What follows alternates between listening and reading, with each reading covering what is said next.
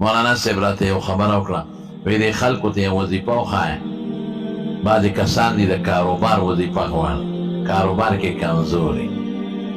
ټولو ته دا یو دوه وظیفې ښیم، یو درې دا وایه، دې کې به ستاسو خیر وي.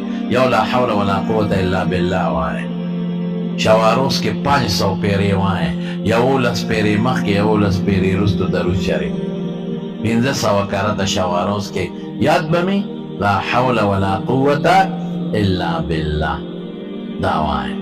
او د کاروبار دپاره یا واسع وایه، یا واسع یا واسع یا واسع، دا اوه ځله هر فرض مانځه پسې وایه، یا واسع یا واسع اوه ځله هر فرض مانځه پسې.